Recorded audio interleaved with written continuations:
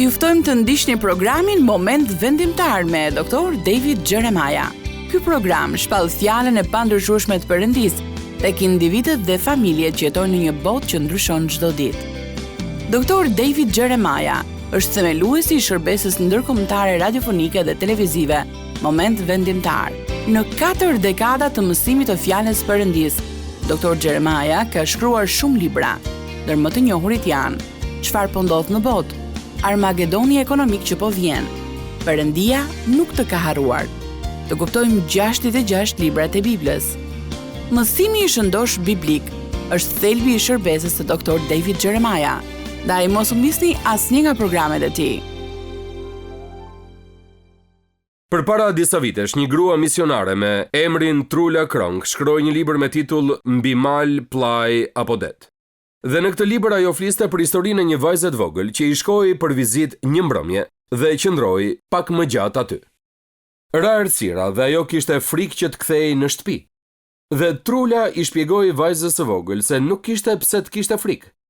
Ajo i tha, Dolan, Perëndia të do zemër dhe ai do të kujdeset për ty teksa shkon për në shtëpi. Dhe vajza e vogël me shumë seriozitet ju përgjigj, jo, mama sahib, Perëndia nuk i do vajzat e vogla. Trula thot se nuk mundi do të kur të harronte këtë deklarat të thjesht, dhe bëri qëllim të saj t'i tregonte të gjitha vajzave të vogla kudo që Perëndia është dashuri dhe që ai i do vërtet ato. Ne mund të na duket e çuditshme që dikush mund të dyshojë te kjo, por të gjitha besimet jo të krishtera, edhe nëse në ndonjë rast Perëndia portretizohet si personal, ai nuk portretizohet si një Perëndi i dashur, por si një Perëndi që duhet kënaqur, kërkesat e cilit duhet të plotësohen në mënyrë që të kemi vëmendjen e tij ose favorin e tij. Vetëm krishtërimi na ofron një panoramë shumë të ndryshme. Bibla na thot në 2 raste të ndryshme, tek 1 Gjoni kapitulli 4, në vargun 8 dhe në vargun 16, se Perëndia është dashuri. Ai që nuk ka dashuri nuk e ka njohur Perëndin, sepse Perëndia është dashuri. Dhe ai që qëndron në dashuri, qëndron në Perëndin dhe Perëndia në të. Por çfarë kërkon të na mësoj Gjoni kur thot se Perëndia është dashuri? Së pari ne duhet kuptojmë se çfarë nuk nënkupton ai. Ai nuk po thot thjesht që Perëndia do. Kjo është e vërtet, por nuk është ajo që po na thot Gjoni.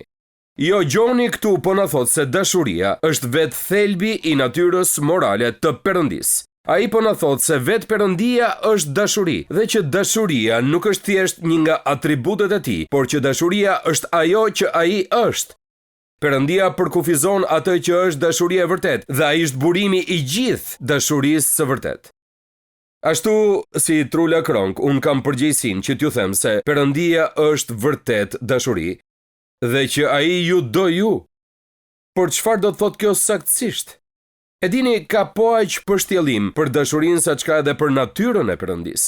Kohët e fundit pyetën një grup fëmijësh se çfarë do të thotë dashuri. Rebeka, 8 vjeçe, tha, kur gjyshja ime u sëmur nga artriti, ajo nuk mund të përkulej dot më për të lyer thoj të këmbëve. Prandaj tani gjyshi ime bën për të gjithmonë, edhe kur duart e tij u prekën gjithashtu nga artriti. Kjo është dashuria, tha ajo. Këtë ja lexova si me shoqe, e cila më tha as mos të shkojë në përmend. Billy, 4 vjeç, tha kur dikush të do, mënyra si ta thot emrin është ndryshe. Ju do ta kuptoni që emri juaj është i sigurt në gojën e tij. Bobby, që është 7 vjeç, tha dashuria është ajo që ndodhet në dhomë gjatë Krishtlindjes, kur ndalon sa hapur i dhuratat dhe dëgjon. Niki, që është 6, tha nëse do të mësosh të duash më mirë, duhet fillosh me dikë që e urren. Tommy, i cili është 6 vjeç, tha dashuria është si një grua e vogël e moshuar dhe një burr i vogël i moshuar, të cilët janë ende miqe dhe pasi e njohin mirë njëri tjetrin. Dhe Cindy tha gjatë recitalit tim në piano, unë gjita në skenë dhe isha shumë e frikësuar. Hodha syt nga gjithë njerëzit që po më shikonin dhe pash babin tim që po më bënte me dorë. Ai ishte i vetmi që po e bënte këtë dhe nuk isha më e frikësuar. Kjo është dashuria. Tani ka nga pak të vërteta në të gjitha këto deklarata, janë disi interesante dhe me pak humor. Por është e rëndësishme që të fillojmë të kuptojmë se çfarë është dashuria, nëse duam që të kuptojmë se çfarë do thotë që Perëndia është dashuri. Dashuria e Perëndisë është kaq e ndryshme nga ajo që ne e konsiderojmë dashuri në kulturën tonë të sotme. Kur ne hapim faqet e Biblës dhe fillojmë të lexojmë për dashurinë e Perëndis, po shohim një diamant me shumë faqe. Dhe shohim dashurinë në një mënyrë që kurrë nuk e kishim imagjinuar se mund të përshkruaj. Në fakt, kjo është një temë shumë e gjerë. Është një orvajtje shumë e madhe. Si mundet një qenie njerëzore të shkruajë ndonjë gjë kuptim plot për dashurinë e Perëndis dhe pastaj më kujtua, kur unë isha i vogël, një këngë që George Beverly Shea këndonte në çdo fushatë ungjillizimi të Billy Grahamit dhe ja se si ishin fjalët.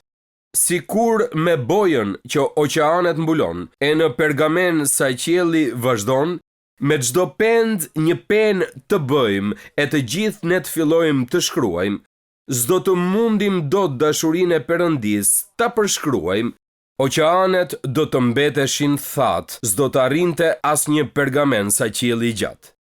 Dashuria e Perëndis është një temë e gjerë, shumë përtej çdo aftësie njerëzore për ta kuptuar atë. Por kjo nuk do thotë që nuk duhet të përpiqemi të mësojmë gjithçka që mundemi për të.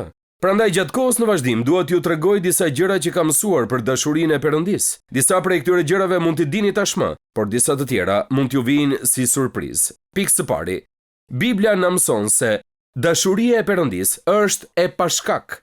Është e pashkak. Bota sot thot, unë të dua nëse je i paraqitshëm, inteligjent dhe i pasur.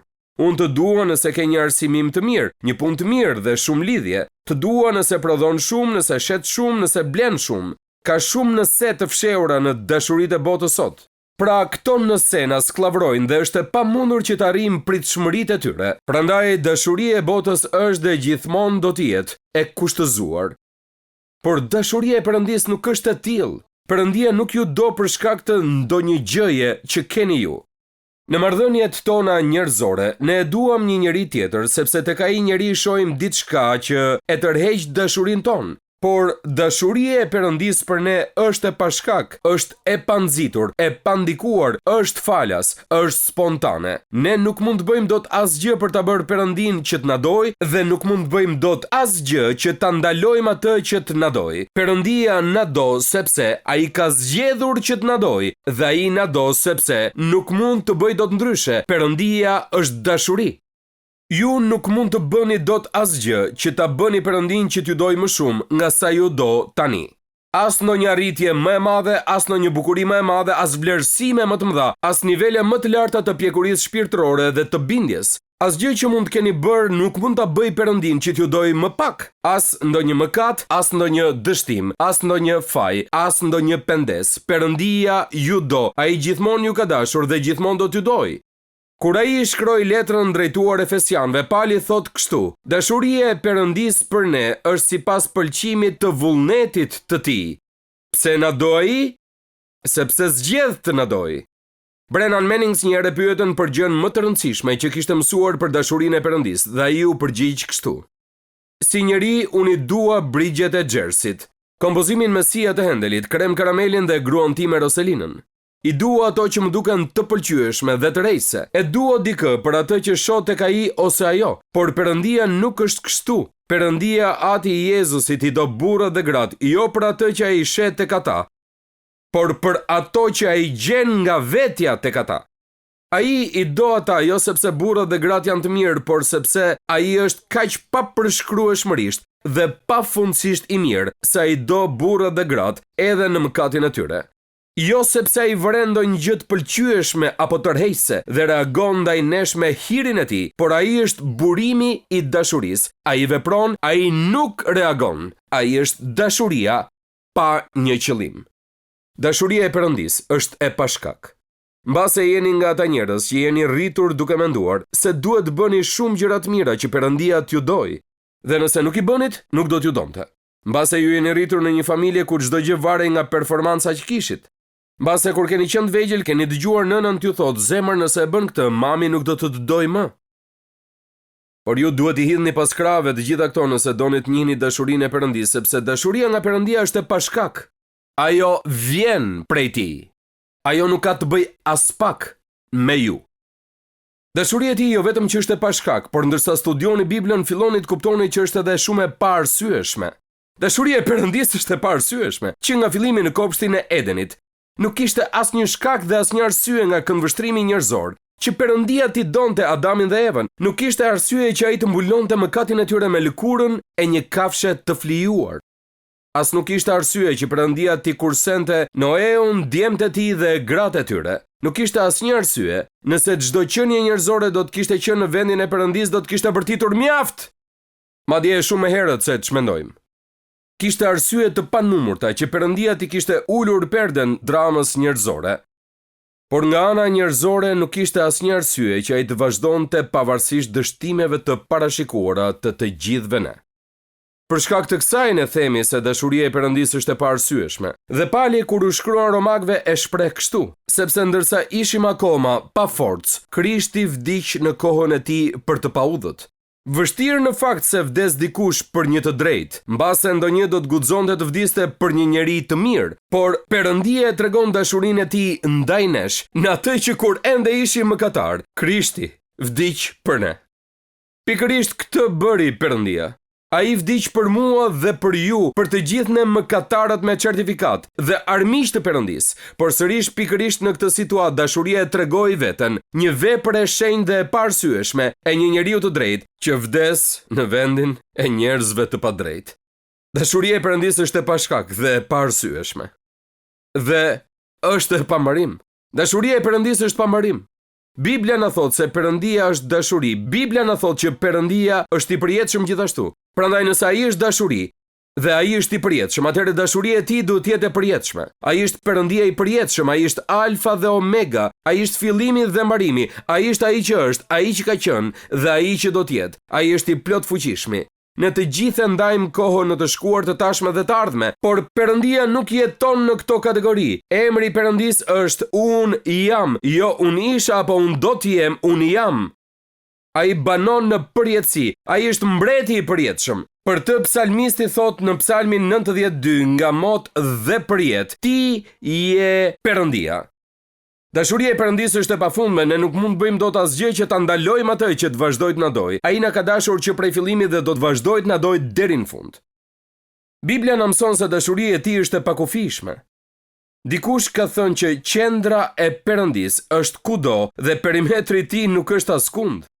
Perëndia mbush qiejt dhe tokën me praninë e tij. Ja, thot shkrimi, qiejt dhe qiejt e qiejve nuk mund të nxënë. Pali e pranon që Perëndia nuk është aq larg nga gjithë secili prej nesh, sepse në të ne jetojmë dhe lëvizim dhe kemi ekzistencën tonë. Aty ku është ai, aty është edhe dashuria. Dashuria e Perëndisë është e pakufizuar. Ai nuk mund të kufizohet nga asnjë strukturë që ne njohim. Ai është Perëndia që ndodhet kudo, prandaj dashuria e tij është kudo. Nuk ka rëndësi se ku shkoni, nuk mund të largoheni prej saj. Ai gjithmonë do të jetë aty me dashurinë e tij. Dashuria e tij është e pandryshueshme. Në një botë që lëviz dhe ndryshon kaq shumë sa është e pamundur të mbash ritmin e saj, po ju them një nga karakteristikat e Perëndisë së plot fuqishëm që duhet ta mbajmë mend. Dhe Malakia 3:6 na thot kështu: Unë jam Zoti, nuk ndryshoj. Psalmi 33:11 thot: Plani i Zotit mbetet për jetë dhe qëllimet e zemrës së tij për çdo brez. Psalmi 102 thot: Por ti je gjithnjë po ai dhe vitet e tua nuk do të kenë kurrë fund. Çfarë mendimi i mrekullueshëm, të dish se për shkak se Perëndia është i pandryshueshëm, ashtu është edhe dashuria e tij. Dashuria e tij është e qëndrueshme në besnikërinë e saj dhe e vazhdueshme në shprehjen e saj. Një nga problemet që kemi në kulturën tonë është se njerëzit thonë gjëra si kjo: Pse po largohesh? E po thjesht nuk të dua më tani. Shpeshherë kam një problem me këtë, sepse dashuria nuk është diçka që e ndjejmë emocionalisht, por është një urdhërim. Perëndia thot: burra, ti doni gratë tuaja, e po nuk e ndjej që ta dua, nuk ka as pak rëndësi kjo, duhet ta duash gjithsesi. Këtë na thot Biblia, nëse e doni gruan në çdo situatë, shumë shpejt do ta ndjeni që ta doni. Apo jo? A dini që dashuria e pandryshueshme e Perëndisë ka një anë të mirë dhe një shumë të mirë? Ana e mirë është se Perëndia nuk do të zgjohet në mëngjes dhe të thotë se i ka ardhur në majt hundës me ne. Ana më e mirë është se kur ne zgjohemi në mëngjes dhe mendojmë se jemi të mërzitur me të, ai sërish vazhdon të na dojë. Kur Biblia na thotë se dashuria e Perëndisë është e pakufishme, mendoj se ai do të na thotë se dashuria e Perëndisë është si dashuria e një nëne.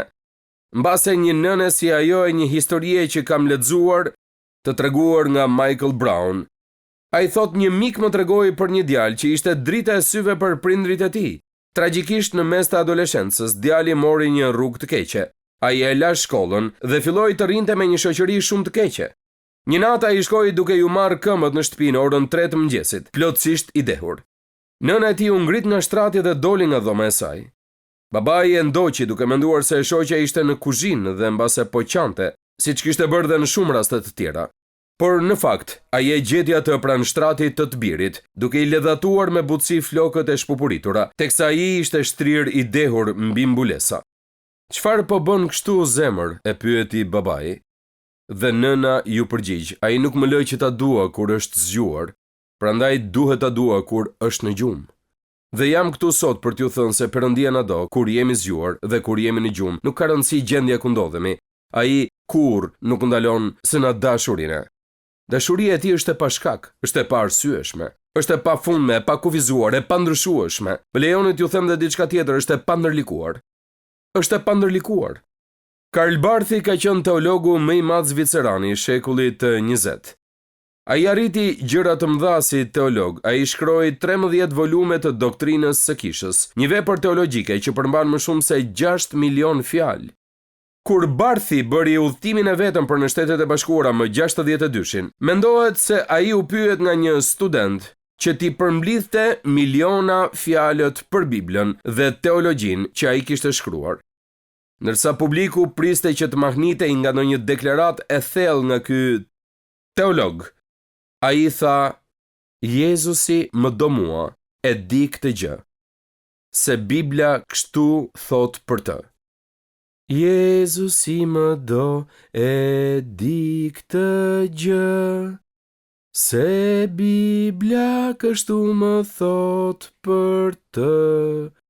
Fëmijët ati i takojnë, ata janë të dobët, por ai është i fortë.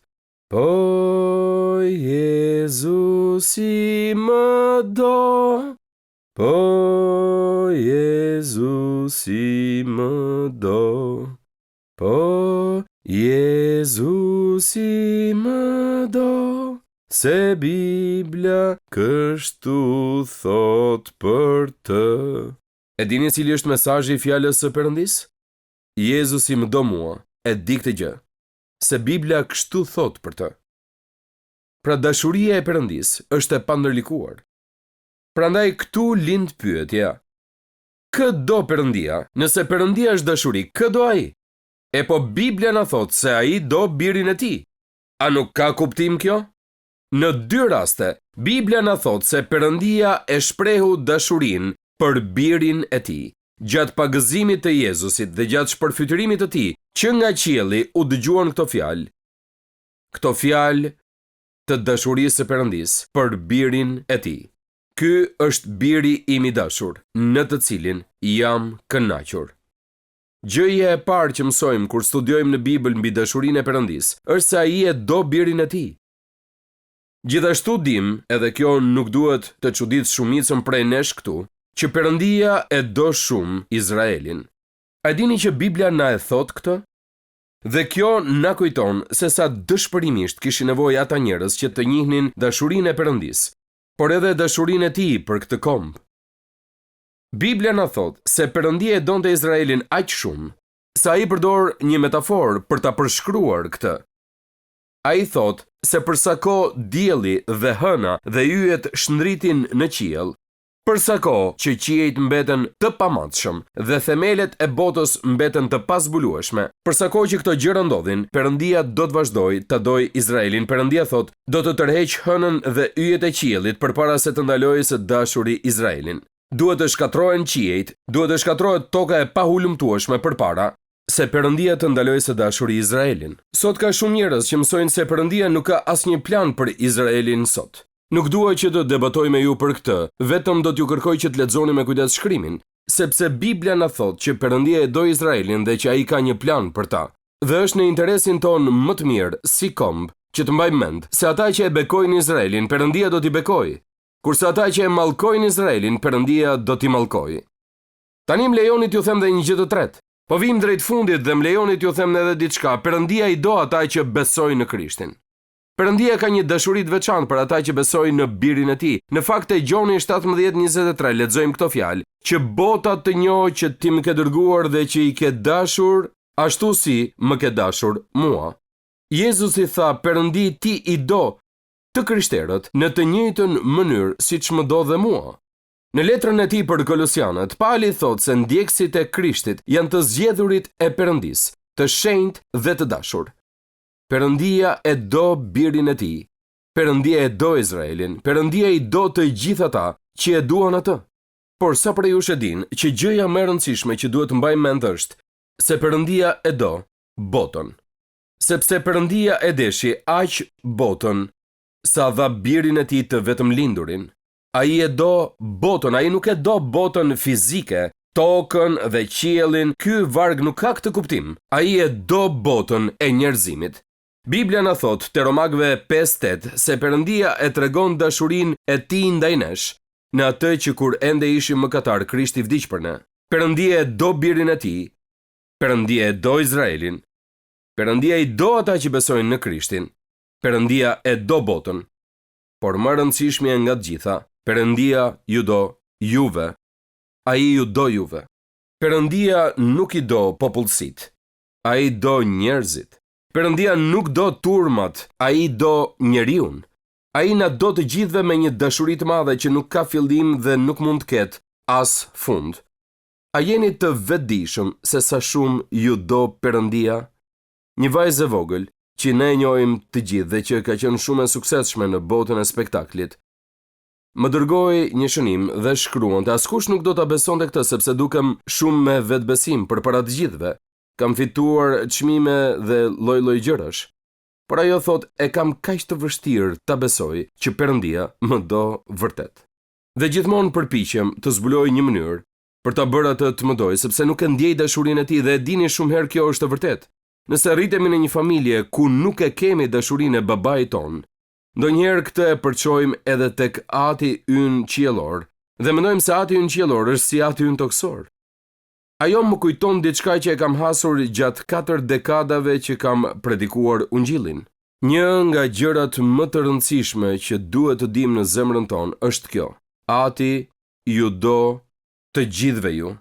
Ai ju do juve. Ai ju do më shumë nga sa mund ta kuptoni ju, më shumë nga sa mund t'ju tregoj unë me fjalë. Edward Forell ishte një prift në Detroit, i cili mori 2 javë leje për pushime verore në Irland për të kremtuar 80 vjetorin e xhaxhait të tij të preferuar.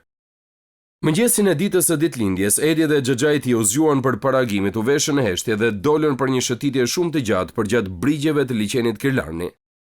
Teksa dilte dielli, xhaxhai i tij u kthye dhe po shihte ngultazi diellin që po ngrihej. Edi qëndroi për krah tij për 20 minuta, pa i thënë njëri tjetrit asnjë fjalë. Pastaj xhaxhai plak filloi të kërcente përgjatë bregut të liçenit me një buzëqeshje rrezatuese në fytyrën e tij. Pasi e arriti atë, Edi i tha: "Xhaxhashimus, duke shumë i lumtur, mund të më thuash se pse?" "Po, djalosh," i tha plaku me lotët që i rridhnin në fytyrë. "E kupton? Ati më do kaq shumë mua. Oh, ati më do vërtet kaq shumë mua." Në një çast të tillë, të cilin ne e përjetojmë shpesh nëse jemi të hapur, ai e kuptoi se sa shumë e donte Ati në qiell. Dhe ndjesia tronditse ishte kaq e madhe sa nuk mund ta përmbante dot veten dhe filloi të kërcente përgjatë bregut.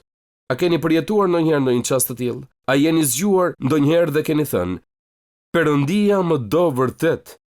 Shumë prej jush e din që përpara shumë vitesh u përballa me kancerin. Çdo 6 muaj më duhet të kthehesha te klinika Scripps për të bërë një skaner. Pastaj më duhej që të prisja një javë të tërë që të më thoshin nëse isha mirë. Por unë gjithmonë besoj se jam mirë, por e kuptoni se çfarë lojrash mund t'ju bëj mendje nëse keni një dhimbje të vogël që nuk e keni patur më parë. Dhe doktori im u vonua dhe mu desh që të prisja për një kohë të gjatë. Më në fund ai erdhi drejt meje dhe më tha: "Po je shumë mirë Jeremia, je shkëlqyer, nuk e di se çfarë po bën, por vazhdo ta bësh, gjithçka po shkon mirë." Vazhdoi të më thoshte se tensionin e kisha 11/7. Dhe kjo nuk është e mundur për dikë që jeton siç jetoj unë. Ime shoqe më thotë se unë jam bartës, mendoj se ka shumë mundësi të jemi tillë sepse ja rrit asaj tensionin. Mua nuk më rritet tensioni. Por gjithmonë kam patur një nga ato çastet me Perëndin, rrugës që nga spitali për në shtëpi.